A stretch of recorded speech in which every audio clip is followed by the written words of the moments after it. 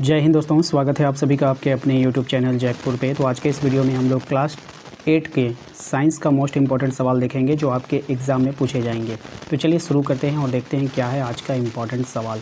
सबसे पहले सवाल में हम लोग आते हैं। कहा गया है कि कोशिका का वह समूह जिसकी रचना, उद्गम तथा कार्य समान हो उसे क्या कहते हैं। तो देखिए उसको हम लोग बोलते हैं ऊतक। क्या बोलते हैं उसको? ऊतक बोलते हैं। ठीक है, ध्यान रखिएगा, सभी सवाल इंपॉर्टेंट है। क्वेश्चन नंबर 2 पे आइए। कह रहा है कि एक कोशिकीय जीव कौन सा है, ये बताना है आपको।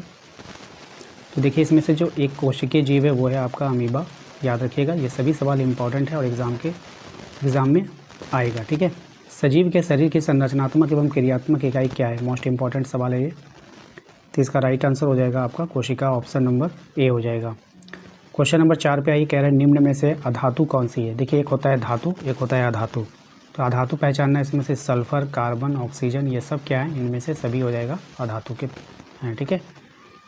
क्वेश्चन नंबर 5 है निम्न में से धातुओं का उपयोग कहाँ किया जाता है? तो धातुओं का जो उपयोग किया जाता है पटाखों में, बिल्कुल सही है। उर्वरक में, ये भी सही है। खाना बनाने के बर्तन में, इसमें सही है। तो इनमें से सभी हो जाएगा, ऑप्शन नंबर डी हो जाएगा। ठीक है। क्वेश्चन नंबर आते हैं 6 पे। कहा गया कि कौन सी एकमात्र धातु है जो विद्युत का सुचालक है? यानी कि धातु तो है लेकिन वो विद्युत का चालन करेगा, सुचालक मतलब। ठीक है, तो वो हो जाएगा आपका ग्रेफाइट। ग्रेफाइट एक ऐसा धातु है जिससे करंट गुजर सकती है। क्वेश्चन नंबर 7 है आपका सूक्ष्म जीव की वृद्धि को रोकने के लिए किसका उपयोग किया जाता है? तो इसकी वृद्धि को रोकने के लिए नमक, खाद्य तेल और चीनी, ठीक है, इनमें से सभी हो जाएगा, इन सभी का उपयोग किया जाता है। लेग्यूम पौधों की जड़ों में कौन सी जीवाणु उपस्थित होता है? तो इनके जड़ों में जो जीवाणु होता है राइबोसियम होता है, याद रखिएगा। क्वेश्चन नंबर आते हैं 9 में। कहा गया है कि भिंडी की पीठ किस सूक्ष्म जीव से होता है? तो ये होता है आपका विषाणु से। विद्युत द्वारा किसी पदार्थ पर किसी वांछित धातु का निक्षेपित करने की प्रक्रिया क्या कहलाती है? इंपॉर्टेंट रहेगा आपके एग्जाम के लिए। तो इसको हम लोग विद्युत लेपन कहते हैं, क्योंकि विद्युत द्वारा होता है तो विद्युत लेपन कहलाता है। नेक्स्ट है आपका कौन सा घोल विद्युत का कुचालक होगा, आपको बताना है। तो कौन सा घोल होगा विद्युत का कुचालक? तो आसुत जल। ठीक है। विद्युत अपघटन का क्या उपयोग है, ये बतानी है आपको। तो इसका उपयोग होता है धातुओं के निष्कर्षण में, धातुओं के शुद्धिकरण में, इलेक्ट्रोप्लेटिंग में। तो इनमें से सभी हो जाएगा। निम्न में से कौन से जीव के जनन की अलैंगिक विधि है? तो ये हो जाएगा आपका निषेचन। क्या हो जाएगा? निषेचन। नेक्स्ट है ब्राह्मण निषेचन किसमें होता है, आपको ये बताना है। ब्राह्मण निषेचन किसमें होता है ये बतानी है आपको। तो मछली में भी, स्टारफिश में, मेंढक में, तो इनमें से सभी हो जाएगा।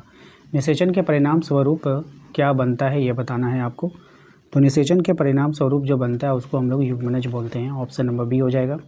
दो सतहों पर संपर्क के कारण कौन सा बल लगता है? तो यहाँ पे बल लगेगा आपका घर्षण बल लगेगा। कौन सा बल लगेगा? घर्षण बल लगेगा।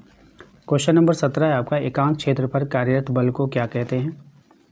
तो एकांक क्षेत्र पर कार्यरत बल को हम लोग बोलते हैं आपका, क्या बोलेंगे? दाब बोलेंगे। क्या बोलेंगे? दाब बोलेंगे। निम्नलिखित बलों में कौन सा संपर्कित बल है? तो हो जाएगा आपका पेशीय बल।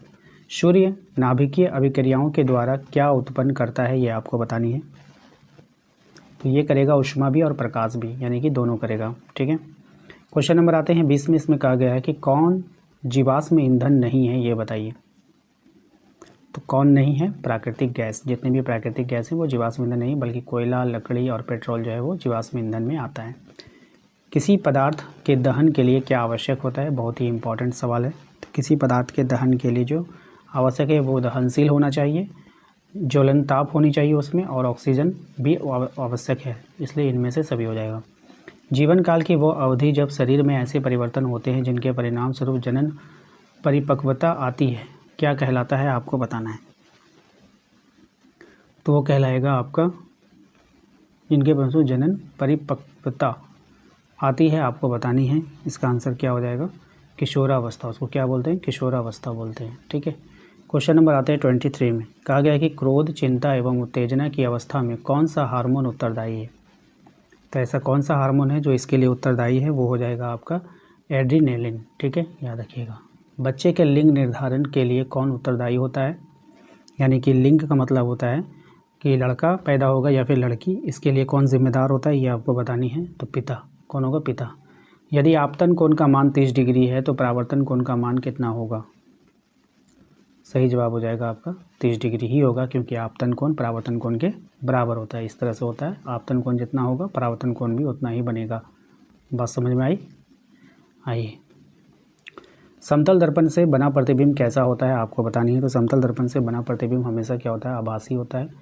वह यंत्र जो दृष्टि रेखा पर नहीं रहने वाले वस्तुओं को भी दिखा सकता है। कौन ऐसा यंत्र है वो आपको बताना है। तो पेरिस्कोप हो जाएगा। काटी गई फसल से बीजों या दानों को अलग करना क्या कहलाता है? तो ये कहलाएगा थ्रेशिंग। क्या कहलाएगा? थ्रेशिंग कहलाएगा। अनाज के भंडारण के लिए अनाज मिक्की में नमी की मात्रा क्या होनी चाहिए? तो ये होनी चाहिए 14% से कम होनी चाहिए। किस जीव को किसानों का मित्र कहा जाता है आपको ये बतानी है।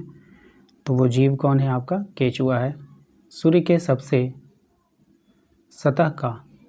के सबसे ऊपरी सतह का तापमान कितना होता है ये बताना है आपको।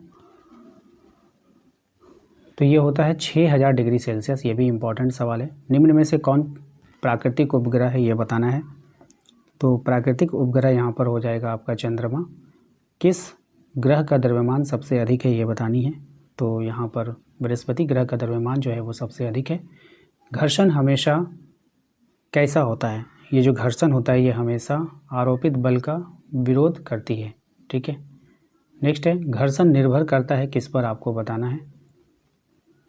तो घर्षण जो निर्भर करेगा वो पृष्ठ की प्रकृति पर और वस्तु के भार पर, तो दोनों पर हो जाएगा। Option number C. घर्षण बढ़ने का तरीका निम्न में से कौन है? घर्षण के बढ़ने का तरीका है आपका सतह को अगर आप रुखड़ा कर दोगे तो ज़्यादा घर्षण होगा। ठीक है। इनमें से कौन संश्लेषित रेशा है आपको ये बतानी है।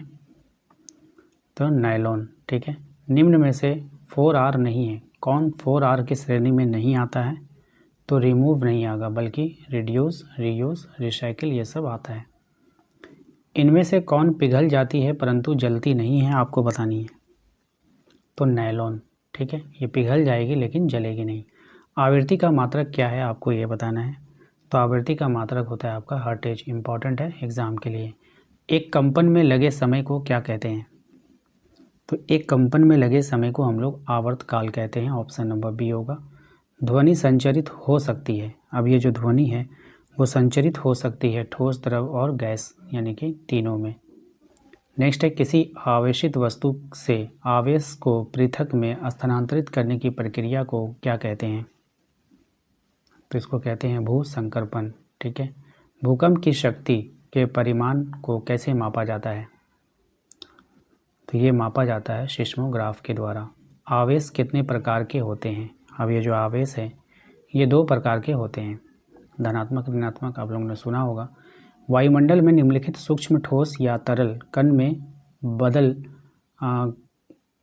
वायुमंडल में निलंबित सूक्ष्म ठोस या तरल कण के बादल को क्या कहते हैं?